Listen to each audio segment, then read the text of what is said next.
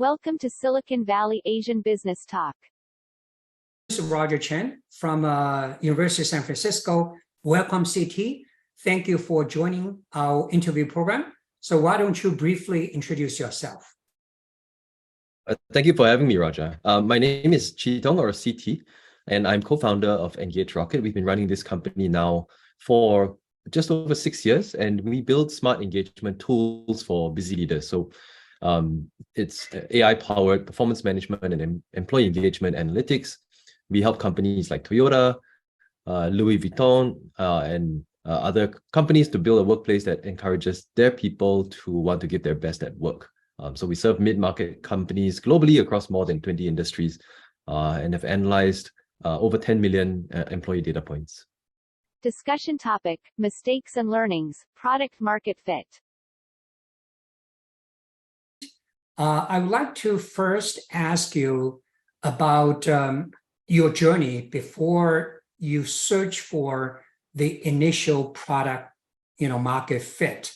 So could you, I think you are past that phase, but would you please kind of share with us any kind of lessons or challenges as you search for your initial product, initial customers, we call the product market fit?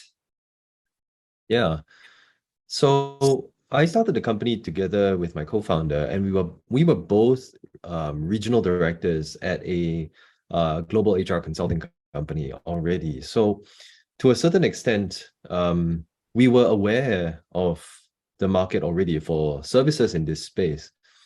But that was both a blessing and a curse, and I'll get into that a little bit later. One of the key things, as I was reflecting on your questions, was that the journey towards product market fit isn't really as structured as many would have you believe. I mean, there's a lot written about it. And sometimes you can go through the literature and come away from it thinking, okay, this is quite a linear process, something that you can figure out in X period of time. I think what I've learned so far is that the best you can do is really to structure a process for you such that you can make as many mistakes as you can in as short a period of time as possible, while surviving long enough to be able to apply the lessons from those mistakes. I can give a few examples on this. So on the market side, with so many mistakes. I mean, one of the early mistakes we made was we had this impression that because in consulting, we had targeted large organizations, your Fortune 500 and so on. And we thought, okay, we can take that product that we offered to those companies, scale it down and offer it to SMBs or small, medium businesses, under 100, 200 type of employees. And I think in the initial days, that was a pretty bad mistake for us. I think we went through a learning cycle of almost 9 months, onboarding these customers, realizing that their pain points were very different from what we were trying to solve, and then having them churn at the end of the year subscription. So that was tricky. And there are a lot of things that confound that as well, because you get a lot of false positive signals when you're first starting out a company. Like, everyone wants to be supportive, which is great. I mean, I'm still very grateful to all those people, but you get a lot of false positive signals from the market, and sometimes from referrals as well, because you get warm introductions to other companies, whether it's from investors or friends, and they come on board and they say, wow, this is great, this new technology is amazing, and then they go on to not use it, or to use it in a very different way. So that's one aspect of market fit that was a challenge, like just market segmentation. Another aspect of market fit that we went through, and please stop me at any time, by the way, I could go on forever. Sure. Sure. No, that's great. Yeah, but it was also channel fit, right? Because it's very easy to imagine that when you run a startup, the go-to-market motions are all the same. And once you get into the market, we start realizing that selling a multi-million-dollar project as a consultant to a Fortune 500 company is very different from selling a scaled-down piece of software to a 200-person organization. So we tried all kinds of channels. I mean, the business development, just meeting and networking at events, cold calling, which was spectacularly bad for us. So I remember the conversion rate from cold call to demo was under 0.3%. And it was the most soul-crushing activity that I had to go through in the early days. We even tried, so some of the hypotheses was, okay, maybe I'm just bad at cold calling. So let's get professionals. Let's outsource this to people who are professional cold callers. And so we outsourced to an agency to run those calls. That worked very, very badly as well. We had exhibited in live events, so we actually sponsored some booths in live events, and realized that it was really good for collecting name cards and business cards, but the conversion rate from those events was really poor. So, but at the beginning, you just got to try everything. You do whatever you can to get your first 10, first 100 customers, and just keep going from there. On the product side, we also had challenges around this, right? We would think that based on what we know as consultants, there are certain best practices in applying a tool like ours.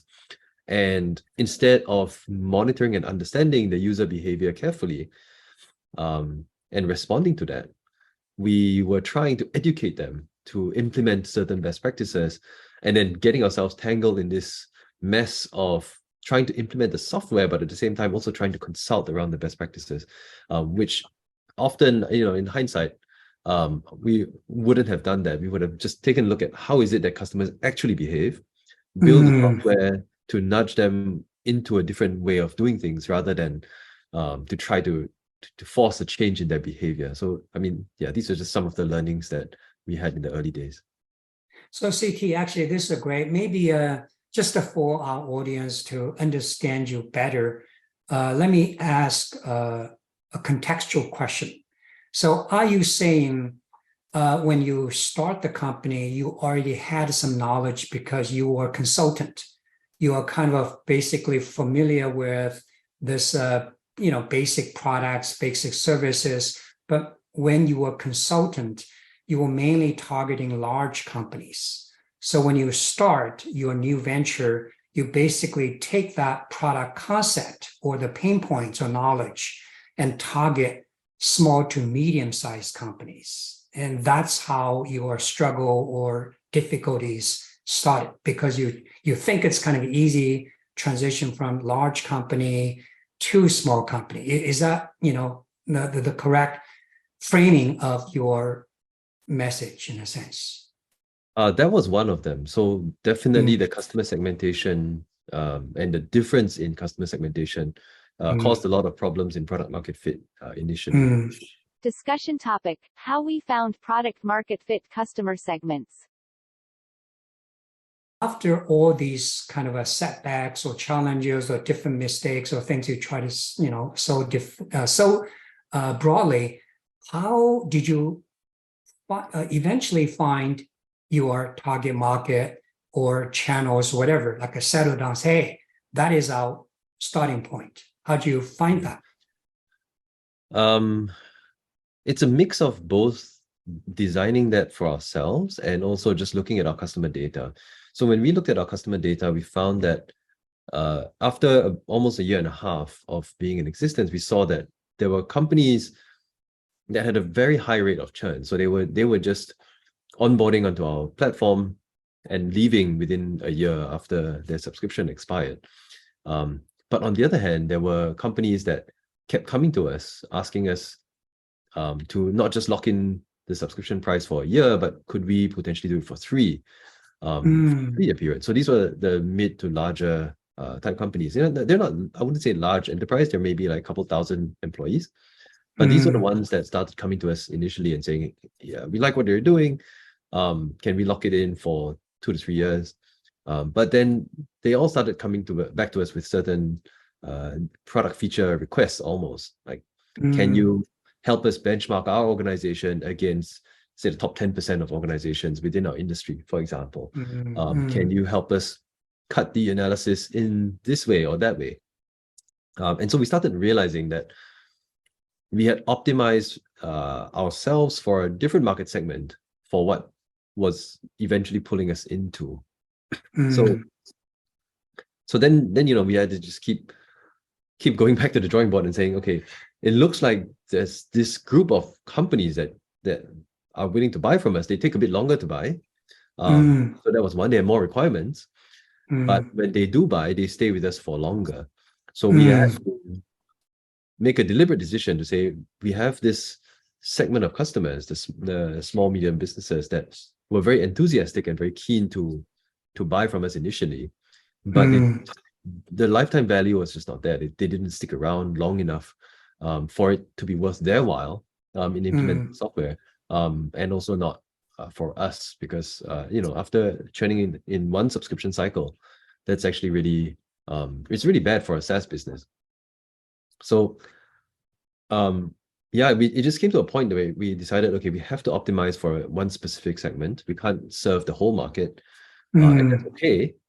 And since this is the segment that's pulling us into doing business with them, let's go with them instead.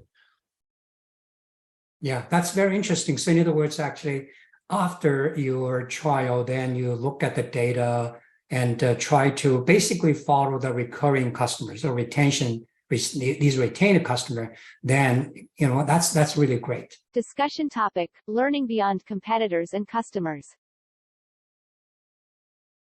After you find your initial target, initial segment, and I would like to ask your product innovation or product decisions. So because I went to your website, you already developed several very impressive products. So I'm curious actually for these different products, where did the ideas come from? Is it mainly coming from the customer's suggestions, or coming from your anticipated customer needs, your analysis, or even come from competitors' threats or moves, or maybe some kind of combination? So could you share some thoughts about that? The question was around the product innovation process. And right. I think it has evolved quite a bit, I think, since we first began. Initially, there was a very high temptation to look at competitors and say, okay, we've got XYZ company, they've got this feature, and it seems to be doing great for them. Everyone's talking about it. Let's go build that. And then somebody else, we do a bunch of research across 6-7 different competitors and say, okay, let's take the best of breed and put something together and make sense of that. I think over the years, I like to think anyway, our R&D process has become a little bit more refined, a little bit more mature. So today, I mean, of course, we're conscious of what our competitors are doing, but that no longer guides our product roadmap as much. I think now, and maybe this is a little bit cliched, like we do look at our ideal customer profile or ICP and like go very deep and try to understand what exactly is it that their needs are. So we do this a combination of both existing customer interviews, so we speak to them, look at their usage on the product. We have a certain cadence of communication with them that we try to understand like what is it that they are trying to solve. And then we also do new customer research, so reaching out to people cold, saying, hey, we've got this idea. It's not a product. I'm not trying to sell you anything, but I do want to understand the problems and challenges that you face in this space. And thankfully, there are people who are very kind, willing to share their feedback and their insights with us. So that forms the basis of where we start generating solutions, because this realization came very late, but better late than never, I hope. But we are the experts at the solution, but the customers are the experts at the problem. So good, very good point. Very good point. Yeah. So when we ask and talk to customers, we need to be very selective in how we ask them questions and how we have those conversations to tease out exactly what the problem is that they're facing. So there are a lot of different tools that you can use, like 5 whys and so on, but really, like, just being a human and trying to, like, just being super curious, like, why is it that you you run your performance management process that way. Who else is involved in it? What other stakeholders are being part of this process? Like, what happens to the results after you come out of it, after you've done this employee survey? Why is it that managers are not using the data? What's the issues? And then we have to take all of this back, and they're going to give us. So this is really funny, because even while we're just asking why, we get a lot of feature requests, almost like, it'd be great if you guys could have this analytics tool, if you could do it. And then the temptation initially when we were earlier on was to take that and say, okay, great, like 20% of customers are asking for this feature, let's build it. And I think now I think we've gotten a bit better at like taking a step back, and when they tell us this, we're like, okay, exactly how would that help you? Can you please share? Like, I'd love to learn. And then they would then uncover a problem that was maybe hidden, that didn't come out before. Let me give you an example of this, actually a very recent example. We had so many of our customers, they'll come back to us and say, you guys have, you run this amazing analytics on our employee surveys. And then when we distribute the reports to all the managers, for some reason, they're not taking action on the result. And by the way, actually, when you say managers, you mean your own managers or customers' managers? When you say customers' managers, so these are customers of ours. So, like a head of HR or chief HR officer would say, "Hey, CT, your product's great, but I wish you could help me get my managers to do something with the results. Like, instead of just taking it and putting it off a shelf somewhere." And then at that time we were like, okay, this is great. Yes, tell us more.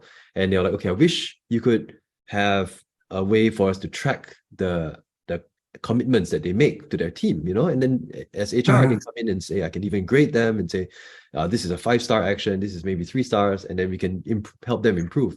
So this all sounded great to us until we actually built it and put it into market.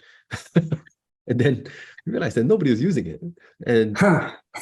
And then so we had to come back again and say, okay, why is it that managers aren't taking action on their employee survey data? And when we dug further and started talking to managers, we realized it's not that they were not taking action on their employee survey data. They were just not really taking action on anything else within their people manager responsibilities. And it was not because of a lack of training, because they have been getting a lot of training, but it's never top of mind for them. There's always something else that's more urgent. I've got to make my numbers. I've got my delivery schedule to make sure that I can hit that. I have all this backlog of product features that I need to build, whatever it may be. And it's not like they want to be bad managers, but it's just outside their natural business as usual. So it's outside their BAU, and it's really difficult for them to, for them, it feels almost like compliance. It's like, oh, HR is asking me to do this. Okay, fine. If I've got time, I'll go do that. Rather than, this is part of my day-to-day activity. And so with that insight, we started then iterating further. Like, what if we could help managers by giving them almost like superpowers? Like, we plug this product into their flow of work that helps them be a better people manager by automating away a lot of this people management responsibilities and giving them prompts at a time that they need to take action on whatever it may be. So for example, if you're coming up to the quarterly performance review cycle, you need to put in something for your employees. Instead of getting HR coming to tell you, hey, Roger, you got to submit your performance review form. This is all within, say, Microsoft Teams, right? You have all of this available to you already. And by the way, across the whole quarter, we've automated the feedback collection process such that people that have interacted with, say, if I'm your direct report, who have interacted with me, they would have AI help them draft feedback to me that then gets documented, which you can then summarize and then insert into my performance review process. So instantly you can focus on becoming a lot better as a manager by focusing on the human part of it, where, like, talking to me, coaching me, mentoring me in the areas that I'm weak at, helping me develop my strengths, instead of worrying about the paperwork of, oh my gosh, like, I've got to fill in this form or that form. I need to get back to HR on my action plan from my last employee survey, and the next survey is coming up. I have no time to do this. So we found it was really interesting, like, realizing that was the problem. Instead, And if we had turned to all of our competitors, what we realized was that all of them were building really sophisticated action planning, tracking, and monitoring tools. But we realized that at least our customers, that was not their problem. The problem that they were facing was that this was just so far outside their day-to-day work that it was not helping them at all. So I mean, that's just a recent example.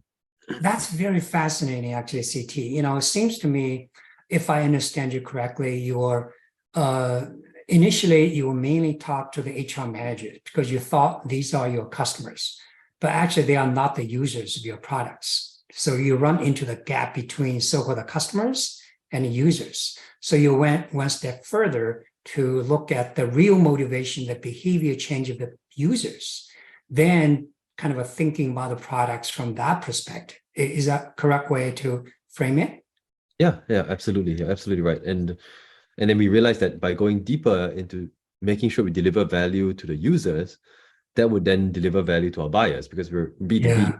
So the buyers are users to a certain extent, but the real people that actually interface with our product are not the buyers. So we had to bridge this disconnect. Thank you, actually. These are very interesting, very, very insightful story. Discussion topic: negative effect of radical innovations on startups. The next question relating to that is somewhat relating to, when you make a product improvement or development choices.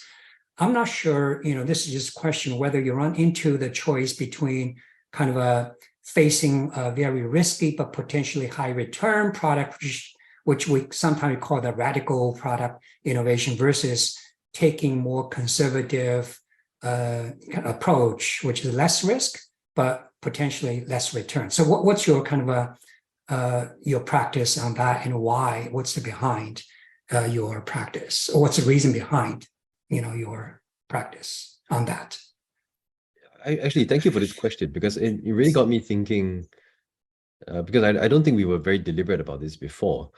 But when I was thinking about your question, it made me realize that actually in the vast majority of cases, even in the startup type environment, most innovation tends to be incremental.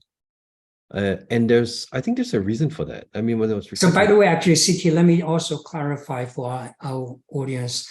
Are you saying most incremental means after you develop your initial product, initial business, then the journey that continues tends to be more incremental? Is that what you're talking about?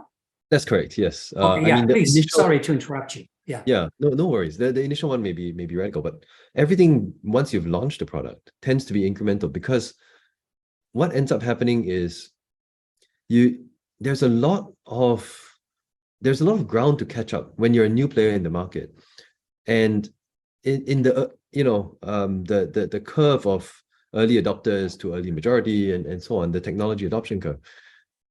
Initially, your product is going to cater to the early adopters, and that's fine. But to make that transition, to cross the chasm into the early majority, you actually need to build a lot on top of your existing initial product.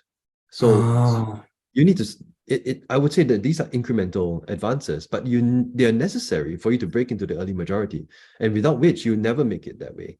And so to divert resources at that very early stage to new radical innovations would be very expensive. The opportunity cost is effectively a pivot of the company. You need to go and divert all your resources into this new innovation. So it was interesting for me because it's so ironic. You always think startups are really innovative and fast moving, but once your initial track is set, you're pretty much committed to that for a while. Unless you pivot, of course, which is, I mean, startups have maybe the unique ability to pivot if need be. But if you're gaining traction, if you're gaining market share, you can't really pivot until you've exhausted that niche or that segment of the market. So I mean, when I reflect on our own, like when we've expanded, we've had to when we change our user persona, for example, that becomes a new radical innovation. Through the middle of the pandemic, we actually tried to do this. And we found that it was really, really difficult to do, because we had the existing product, which was still gaining traction and still growing, and to divert resources to a brand new venture was really difficult.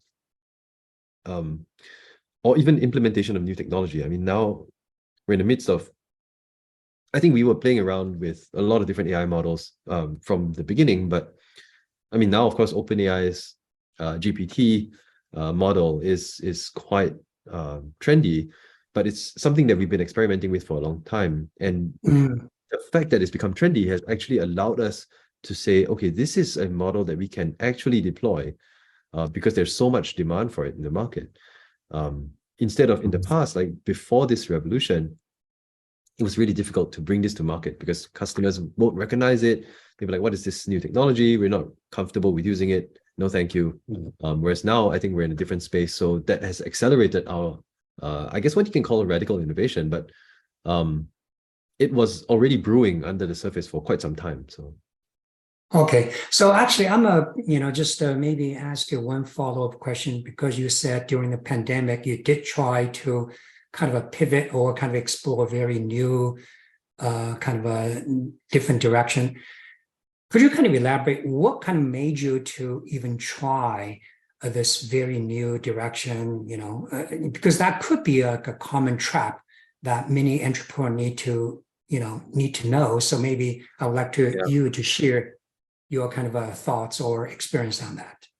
Yeah, sure. It was actually quite related to what we're doing now, but at that time, because suddenly everybody had to move to remote work, one of the hypotheses we had was now all of these people managers who have been previously used to managing people in person, they now have to get used to a completely new suite of tools to manage remotely. And we thought, this is the perfect opportunity to expand our brand, to expand our product offerings, and to capitalize on this change. And to all intents and purposes, that was true. Like if we were starting a new company from scratch at that point and we started investing in that, we probably could have made it work. But our existing product line was also booming because of COVID.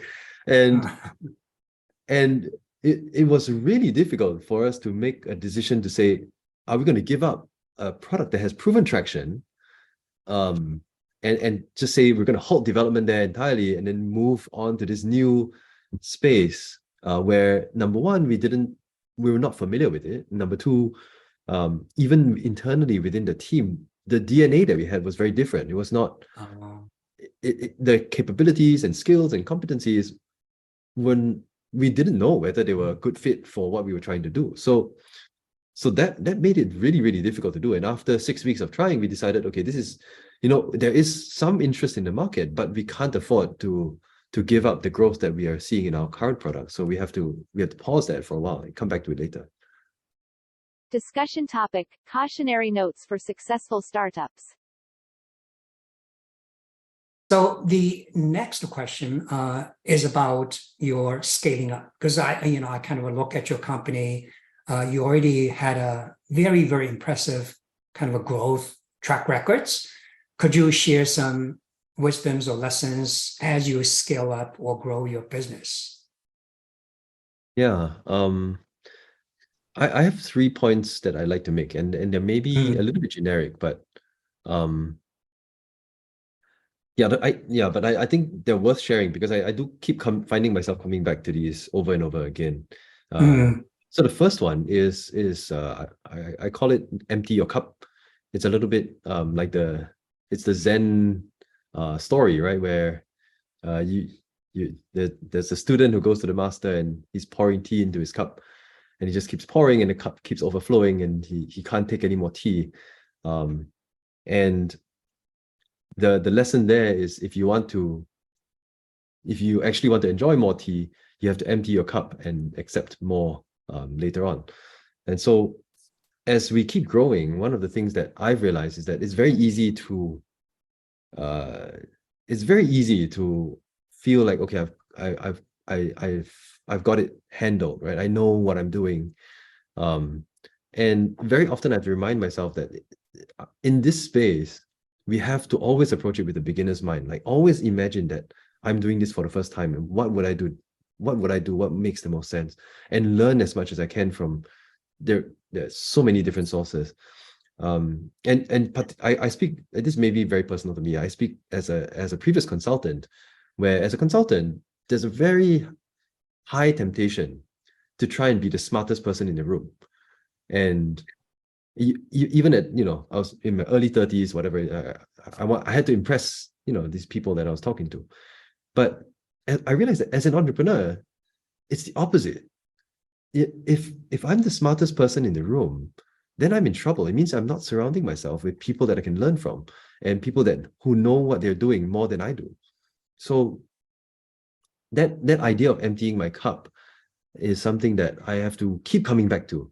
Every time we try something, even if I think that I know exactly what needs to be done, I have to kind of make sure that I pause and accept input, process it, and then say, okay, does this still make sense? If it does, okay, let's move forward. If not, let's this new input, new situation, let's figure it out. The second thing that I think has served me well is to make sure that I get strategy right first before tactics. Because when we dive into the startup literature, there's an abundance of tactics. Everyone's writing about the latest growth hack that they've run, the latest SEO tip that they have, the latest product management tool that they've been using. And it's so easy to get distracted by all of these things that are running around. I'm a chief proponent of that. I like technology. I like new things. I like learning. So all these things, when they come up, I end up going to rabbit hole. But even when it comes down to something as simple as running a good Facebook ad campaign or Instagram ad campaign, that can take weeks at the minimum, to learn how to do right. And unless you know that that's the right channel for you, investing that amount of time and effort into that tactic, it's not going to be worth it. So I think strategy first, meaning understanding the dynamics of the business, understanding, for example, things like just the unit economics, right? Like what's the cost of acquisition that we can accommodate to acquire a new customer? How much do we think they're willing to pay? What is the way that this customer is going to continue to generate revenue for us? Are we going to go in immediately and deploy across the whole organization? Or are we going to go in team by team and land and expand? And each of these come with different tactics. So being clear about what the strategy is first, before then trying to master the tactics, I think is something that I had to learn. Very good. Yeah, I mean, the last point maybe is also very generic. It's just finding ways to give back or pay it forward.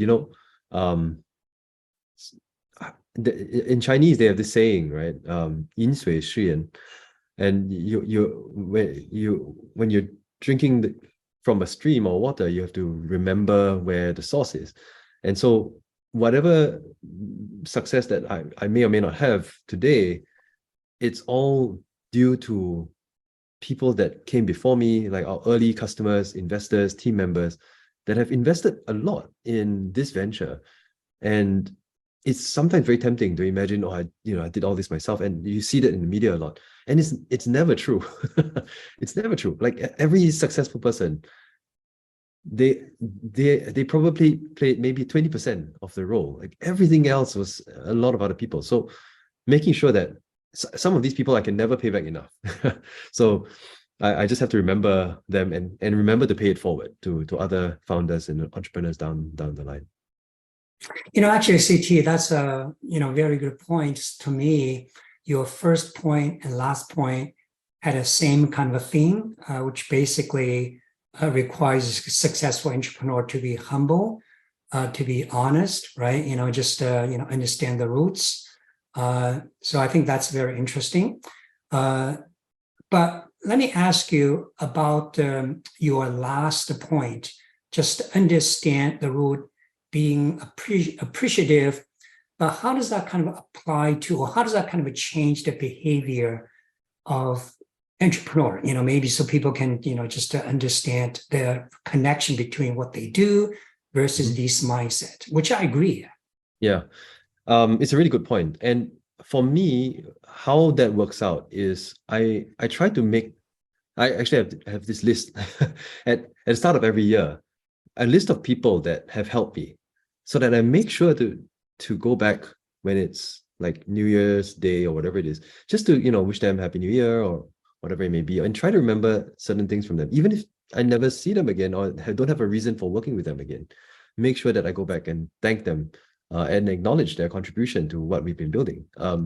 The other thing that you can do is, if they've helped on something specific, like they gave product feedback at this time that you really needed it. 6 months down the line, just give them a call. Hey, Roger, thanks for sharing your feedback. This is how it's panned out. This is where we are today, and this is thanks to you. I really want to appreciate you for that. So I mean, that's something that I definitely don't do enough of, and I'm trying to be a little bit more systematic about that. But it's so often, it's easy to get into this hustle culture mentality that we just forget everybody that's helped us along the way. And I don't know, it's not good for the soul. And it's also not good for business. I don't make this about how do you extract more from your network, but people who have helped you once are more likely to help you again if they know that you genuinely value that connection. So I mean, it is good for business, but at the same time, it's really good for the soul. And at least for me, I feel like it's something I must do, right? You just have to do. Discussion topic: lessons for competing and winning in Southeast Asia. The next question is, because your company, is based in Southeast Asia and doing quite well, expanding in different markets there. So maybe you can share, first, what are the unique characteristics of this region, which you are doing very well? The second question is, what's your kind of advice to other entrepreneurs, a company who want to establish and grow, be successful in that market? So these are the two questions. Would you please help us? Yeah, sure. So yeah, we're based in Singapore currently, which is in Southeast Asia, and Southeast Asia is a loose association of 10 different countries, actually. And so you have your main the 5 largest economies: Singapore, Malaysia, Indonesia, Thailand, and Vietnam. But you have your Cambodia, Laos, and others as well. So one unique thing about this region is that it is extremely culturally and linguistically diverse. So if we look at just these 10 countries, there are more than 1,200 languages spoken in these 10 countries. Just in Indonesia alone, there are 13,000 islands with over 900 that are inhabited. And we do business in Indonesia, and it's really, really, really very, very difficult. It's hard to imagine sometimes, but we can't treat Indonesia as a single market. There's the East Javanese market, but then there's the Jakarta market. So Jakarta also has the Greater Jakarta, which is they call it Jabodetabek. It's 5 different regions within the Jakarta region, and they have a very different buying behavior and culture from it's people in Sumatra, for example, in another part of Indonesia. So part of doing business in this region is being able to embrace this extreme ethnic and linguistic diversity, and to accept that the buying behavior is going to be very different from market to market to market. Obviously, in Singapore, it's probably the closest to the Western economies, where you generally find more transparent procurement processes. There's the rule of law and everything else quite strict, but at the same time also a lot less. It's a lot friendlier to employers. So there are certain things like this that you just have to kind of understand and navigate. For entrepreneurs trying to build a business here, my advice would be to try to take it. It's the same as, I guess, anywhere else. Like, to understand the niches, all the different market segments, and to take it one segment at a time, because you can't do them all. Which we found we made our mistakes in the past, and realized that if we try to have a Southeast Asia wide marketing strategy, just doesn't work, because it's too diverse, and you end up appealing to nobody by trying to appeal to everybody. And when you take on one segment, use the lessons and the resources that you have to build it into the next market. And while I say that, I also want to urge some caution. Like, don't assume that all the learnings you get in one segment are transferable. So when we took the Singapore market, when we were expanding into Indonesia, we realized that everything we knew in Singapore, we had to kind of park aside and say, okay, it's a completely different market, and then try to understand the dynamics of Indonesia. But at the same time, when we did enter Indonesia, we had more resources in the sense of we had a more knowledgeable team. We had more, the product was more mature. We knew the types of companies that would interact better with our product. And then we could go into this new market looking for such companies. Yeah. Okay, that's great. Actually, there are several questions here. Typically in that kind of a situation, you run into the segment is too small, and it's so, it requires such a diverse variation to the point the cost structure is very high. And so how do you kind of overcome these kind of issues when you select which segment to tackle first? Because, the cost structure or the variation, the changes, it will not create a huge problem for your business. So what's your thoughts on that? Yeah, no, it's a really great point. My experience so far has been, it's actually really hard to project the size of your total addressable market. It's actually really, really difficult. And you can guess, but it's really hard. So I guess my take on this is that our approach has always been what is it that we need to do to serve, say, the Singapore market in the mid-market segment well, right? And once we've taken our learnings from that, we then start looking across markets to see which is the next biggest market that has companies that look a lot like who we're serving today. And then we target those companies first. And sometimes we are right, but sometimes we're wrong. So in the Philippines, for example, I think we did that, and we realized, actually, because a lot of these organizations are part of a larger conglomerate, the buying behavior needs to change. We need to then go to these larger conglomerates and then sell down to the individual entities. And that's fine. I mean, at least we have that learning, and then we can make an educated decision on how much do we need to invest in customization for that particular market versus how far can we pull our existing product into similar type organizations. And sometimes it's just a change of go-to-market, which is okay. It just changes our cost of acquisition slightly. But in most of these markets, in-market cost of acquisition tends to be a little bit lower anyway. So we are able to manage the cost from that angle. And then when it comes to product customization, that's where we get a lot more productive and saying, okay, I don't think we can do it because we can't cater this, invest 3 months of engineering work to make it work for these 4 organizations in this country. So we can't do it that way.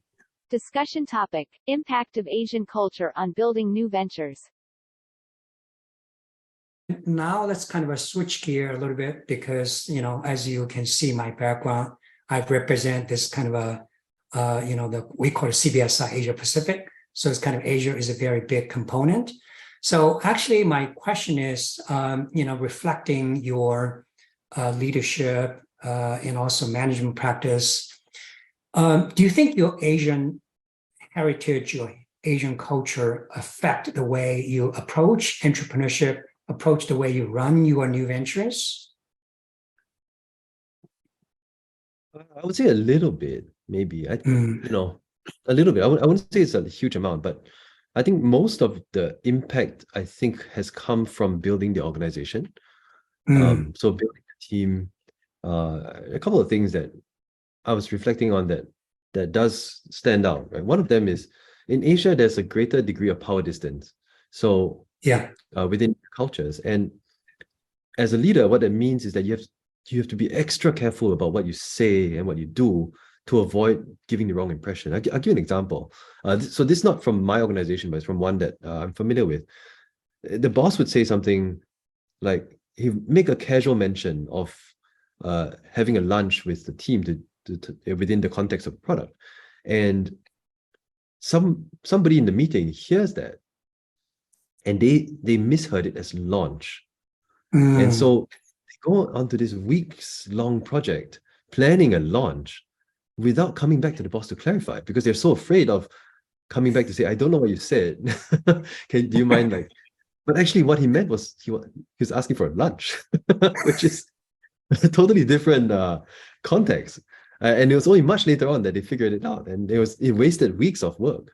Sometimes not only do you have to be careful with words, I found that I have to actively come in and check and say, how's that? Are you guys doing okay with this? Like, do you need any help, or do you need to clarify anything? Please clarify. There's nothing wrong. Like, I'll make sure that we're doing this right, and I don't want to waste your efforts. And so being very careful about doing that very actively, something that I had to remember. And then I think the second big thing that stood out for me was, we're going through a whole bunch of tech layoffs in the US right now. And I think it's very difficult to see the same thing happening at this scale in Asia, because for some reason, like your job and your life are so tightly intertwined in Asia that it's almost a responsibility of as a leader, that when you hire somebody, you have to make sure you look after them as almost as family. And I know it's almost taboo now to speak of the workplace as family in the US, but I would say that in Asia, it's actually quite expected and almost normal that your workplace is you have a work family, as they call it. And there's this expectation on leaders to genuinely care for their people. And if you don't, it's really hard to build that sense of camaraderie, that sense of togetherness and wanting to work. There's a flip side to this, where as a leader, it's difficult to be direct with feedback, because sometimes you want to tell somebody that they really haven't done a good job, and you need that to come across loud and clear. But at the same time, you want to make sure that they still feel like, okay, you screwed up on this project. It doesn't mean you're not part of the family, right? So you have to strike that balance a little bit more, I would say, as a leader in Asia. Yeah, I think these are very, very insightful, because it also makes so much sense as the way you describe it. So that kind of naturally leads to, I think you already touched upon that, which is, as a successful Asian entrepreneur, at a kind of a broader perspective, what are the advantages and disadvantages of kind of Asian culture in helping entrepreneurs or business leaders? Because I also saw you are quite kind of active discussing the leadership issues. So maybe you can just, I think this is useful for many Asian entrepreneurs to kind of hear from experienced people like you, to reflect their cultural background in a positive way or negative way, dealing with entrepreneurship, managing business. Yeah, that's a great question, Roger. I think I won't say it's an advantage or disadvantage, but something that I definitely had to contend with and grapple with, right? One of it was I really had to push myself to be a lot more outspoken. So I think as an Asian, my tendency is to just assume that if I've got nothing super intelligent to say, I should just shut up and stay in the background, right? And I think that tends to work against you if you're an entrepreneur, because you have to. I found that I've had to put myself out there a lot as an entrepreneur, and to the point of it being uncomfortable.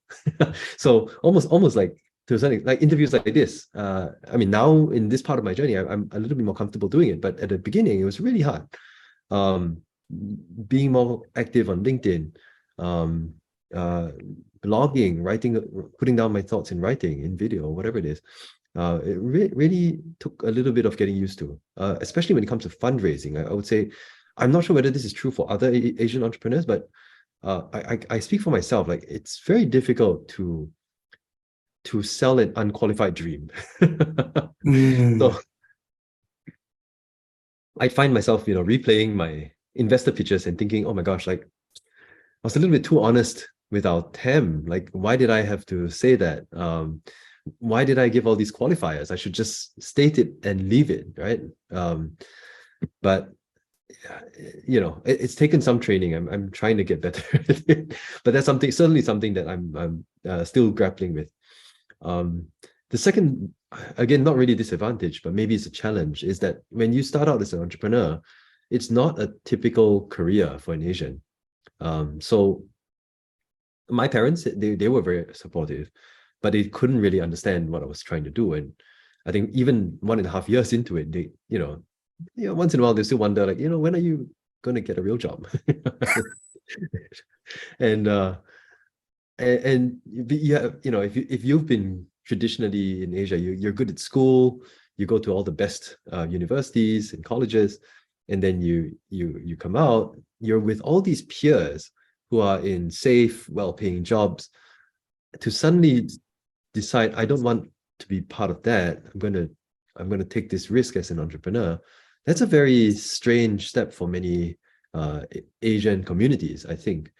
So that was something else I had to contend with. And I would say maybe one advantage that does come with all of that is that as an Asian, you can see the entrepreneurial journey from an outside view, because you then can, I don't know, I feel like we always approach any problems from the position of an underdog to begin with. So being scrappy and be like trying to figure out innovative ways to win is kind of baked in. Like you've had to do that for pretty much everything anyway. So this is not anything different from that. So that environment of extreme adversity, not to say that all Asians lead very challenged lives, but I feel like there's that fighting from the position of an underdog that maybe it's a little bit more familiar for Asian founders. So, I mean, those are just three things that immediately popped to mind when you mentioned it. So could you elaborate when you say kind of a fighting or starting from the underdog perspective? What do you mean, actually? Could you elaborate a little bit on that point? Yeah, sure. So when I look at my parents and even my grandparents, they have all been immigrants. So my grandparents, they immigrated from China into Malaysia. And then my parents moved from Malaysia into Singapore. And at each step of the way, they entered a new country with very zero network. And they had to kind of figure their way around. And there's a certain work ethic that comes with that, I guess. But over and above that, there's this hunger that I think they bring, right? And that's kind of baked into the I don't know whether it's a culture or genes, I'm not sure, but you just feel like you don't take things for granted. Like you don't assume that anyone's going to give you a free lunch, and you therefore are willing to put in what it takes to get that next step towards achieving whatever it is that your vision is. So I'm not sure. I mean, I wouldn't go as far as to say that no other culture has this, but I feel like that has been an advantage for me in my specific situation in being able to navigate some of the adversity that you would no doubt. I mean, it's unavoidable. If you're in entrepreneurship, you are going to face adversity, and this has been one of the things that I think has allowed me to stay scrappy, stay hungry, and to keep fighting, right, even when the chips are down. Actually, that's very interesting, because when I heard you talking about underdog approach, my first impression was, was that kind of similar to your early point about the kind of challenges of being Asian or Asian culture, which is not, I use a slightly different term called the confidence, because you mentioned, as a new entrepreneur, a lot of Asian entrepreneurs, they don't have this kind of confidence, just a sell unrealistic dream. But as I hear you explaining it, now you see that as a positive thing, right? Just the underdog position is a positive thing. So do you think these two things are somehow they coexist, which is a lack of confidence could be a negative thing, but this kind of underdog position could, really help as an entrepreneur? Yeah, actually, as you're talking, it reminded me of Andy Grove. He was the third CEO of Intel, and he was an immigrant leader as well. And he wrote the book, Only the Paranoid Survive. And to a certain extent, this is the same ethos, right? Because you're always worried that someone's out there to get you. I mean, not in a bad way, right? But you're always worried and looking over your back, wondering where's my next deal going to come from? Where's my next sale going to come from? I need to figure it out. And that, I think that mentality pushes you to do what needs to be done to make it happen. Yeah, more resilient in the sense, right? That's good. Discussion topic: misperception and advice for future entrepreneurs. My next question is that your advice to future entrepreneurs? Could be relating to Asian future entrepreneurs or in general, because you have, gone through this journey, and I'm sure you have a lot of wisdoms, a lot of reflections. Yeah. I mean, if I could boil it down to one thing, it would be that, be prepared that apart from a very, very small minority of entrepreneurs, this path is not a get rich quick path. So set the expectation correct. Yeah. You're probably going to have to work twice as hard as your peers for half the money. There's no guarantee of success, or even the fact that there's no guarantee that you even break even on this thing. You might even lose out, right? And to consider those opportunity costs carefully. But at the same time, so this is the thought process that went through my mind as I was starting out.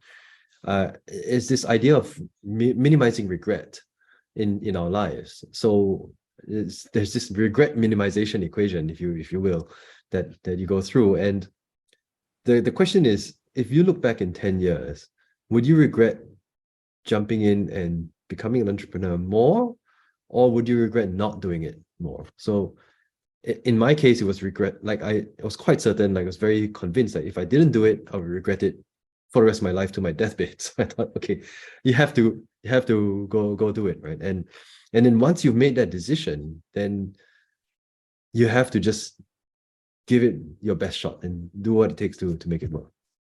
You have any observations about so-called the misunderstood or misperceived opinions about entrepreneurship or kind of a managing new ventures? Do you think a lot of people get wrong? But I think you got your unique insights you want to share. Yeah, I mean, there are studies on this, but in my experience now, they resonate a lot. That we always think that, okay, let's do what Mark Zuckerberg and everybody else did. Let's quit university, quit college, and go start a new company and get rich. That's actually very, very rare. So if we look at what it takes to build a successful venture, you need to understand how the world works a little bit.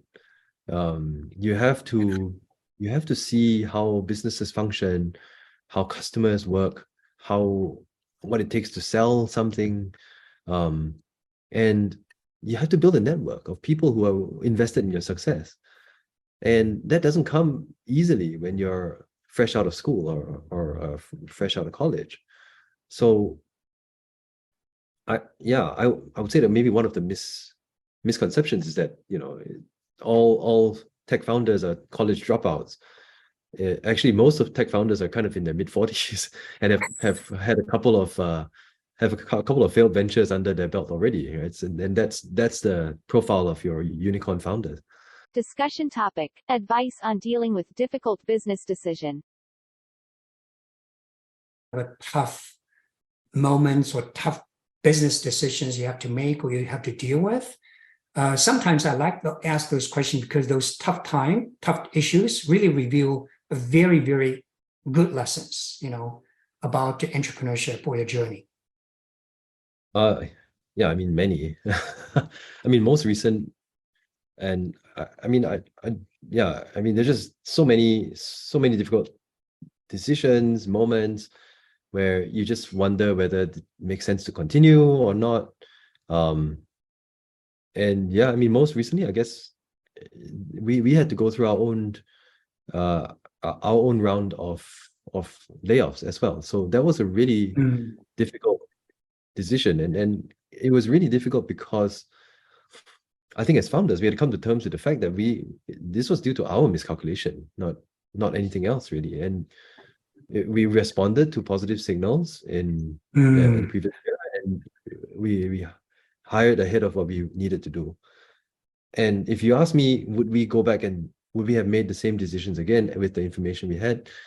I can't see a way that we would have decided differently. And so when we had to face the reality of having to let some people go, that you know, we some of them we fought hard to bring on into the company in the first place, and then all of a sudden we're like telling them, sorry, this is not going to work out.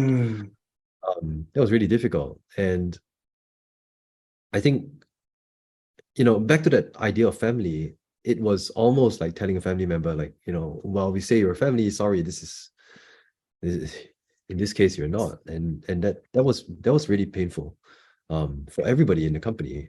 And I think it was really important for us that we helped those that we had to let go, try to find a new place, or do whatever we could really to support them. But again, you know, there's nothing that would take away from the fact that we misplaced their trust, and it's one of the things that we have to live with as founders. You know, actually, that's very, very, you know, I would say it's a very, very kind of authentic, you know, just, it's very nice. So actually, my kind of a follow-up question is, do you have any advice to kind of young entrepreneurs, advise them, you know, what should they do? What should they prepare at least to mitigate those painful decisions, to, you know, handle them a little bit better? So, you know, what's your advice on that? Build a strong network of other entrepreneurs and founders, trusted investors. I think people who have seen it many times before, I mean, they can give you, if not advice, at least they can be a good sounding board. So I spoke to a more seasoned founder, and I shared this dilemma with him.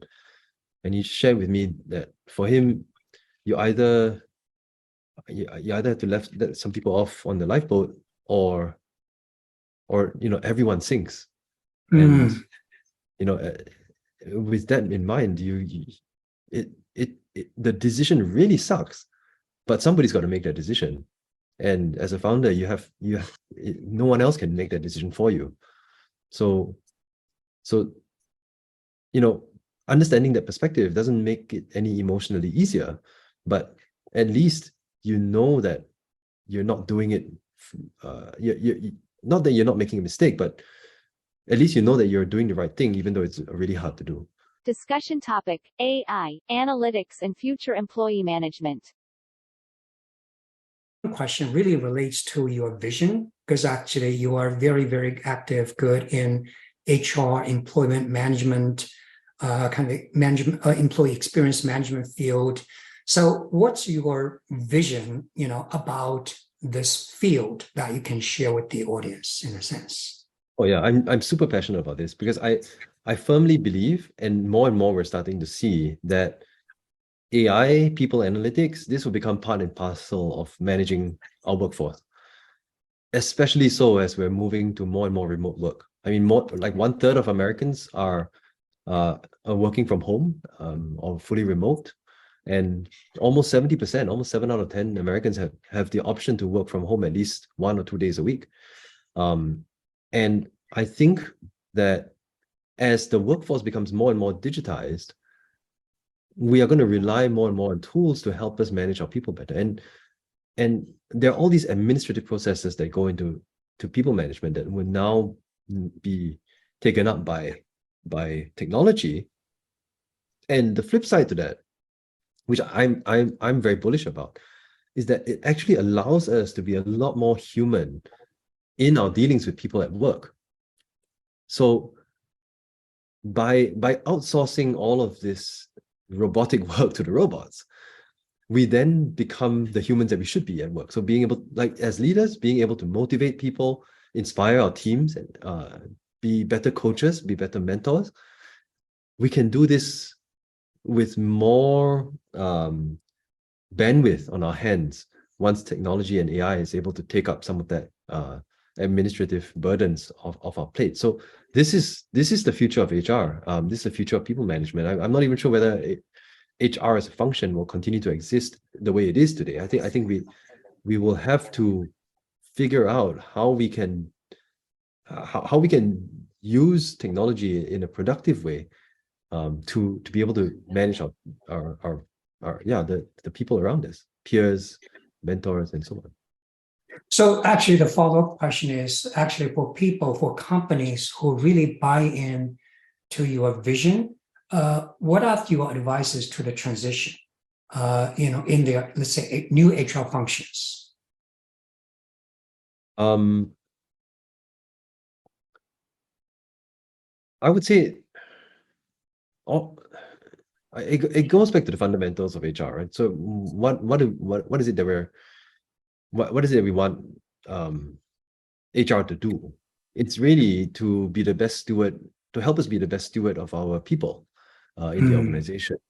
And if we start with that as the starting point, rather than, oh, we have these hiring targets that we need to meet, or oh, we have we got to make sure that we process payroll and so on. Like remembering that all of these are just means to the end. What is it that we're trying? And from there, if we're building an HR function, or if we're starting to build a team, I think with that as a starting point, all of the other decisions that we make would relate to that, and we can then prioritize accordingly, and be able to make better decisions with that as the foundation.